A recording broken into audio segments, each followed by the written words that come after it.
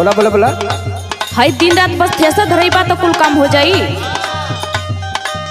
अरे थ्रेसर ना धरे ट्रैक्टरवा वाला भगा दे तो कहाँ से आई। और देखा पर कसवा भी लाइन लगैले है।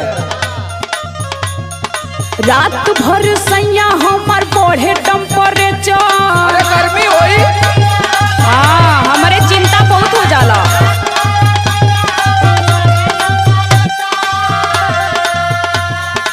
कूलर में रहा, कूलर में। रात भर सैया हमार बढ़े टेम्परेचर। तू धरावेला थ्रेसर, तू धरावेला थ्रेसर।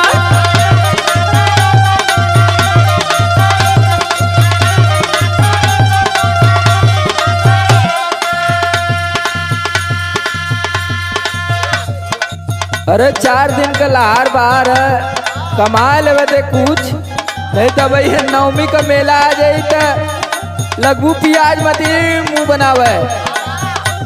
तब तो है कुल चीज चाहे लगी, दुनिया भर का टिम्मा पलले ही। सुन सुनावा।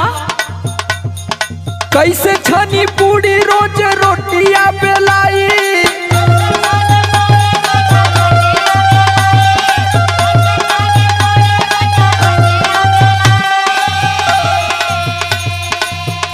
अरे कैसे छनी पूरी रोज रोटियां बेलाई। धना बेला ना हिलाई, धना बेला ना हिलाई।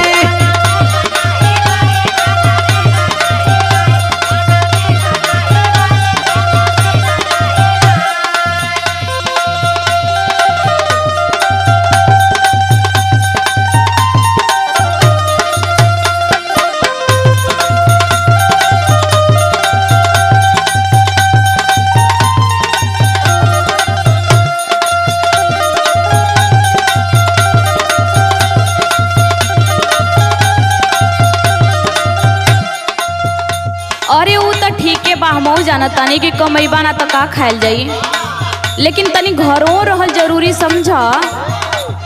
हाथ रही घरे, अब मंगवा लिया तो कुल व्यवस्था। सुना सुनावा।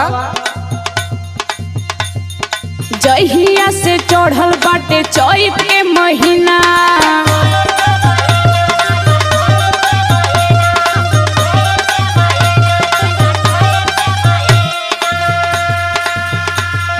सुतेला ना घरवा पलम एको दिना। तनी घरों रहे सीख। हाँ गरबा सूत के बुखारी हम।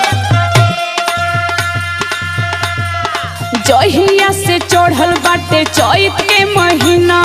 सुतेला ना घरवा पलम एको दिना। दाबी दाबी तकिया बिगोर जाला नेचर। अरे टीवी देखल कर पगली, टीवी। मोबाइल में टिकटॉक पर वीडियो बनावल कर टाइम पास हो जाई। देखा थी कुल मेहरारू बनावत थी। हमरे ना आवेला हो। यह खाली तोरे ना वाला। अरे संदीप राज उर्फ राज से सीख ले, वो तो टिकटॉक का स्टार है।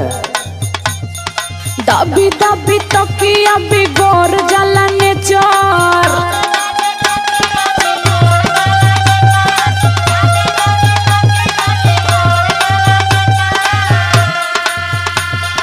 दाबी दाबी तकिया बिगोर जाला नेचर। तू धरावेला थ्रेसर, तू धरावेला थ्रेसर।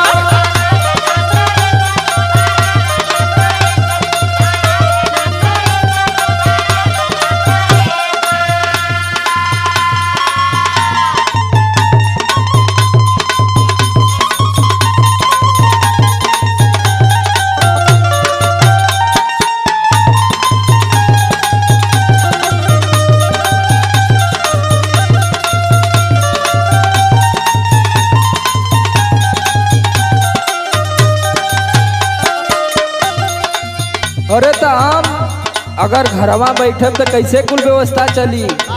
हाँ वो तो है ये बा। तू खुद समझदार है, तू के ई सब प्रेशर फ्रेशर ना लेवे के चाहिए। का करी हो तो यार चिंता ना होखे लगेला। हाँ बड़ी चिंता वाली तू भले। घरवा में सूत के काटब जब चानी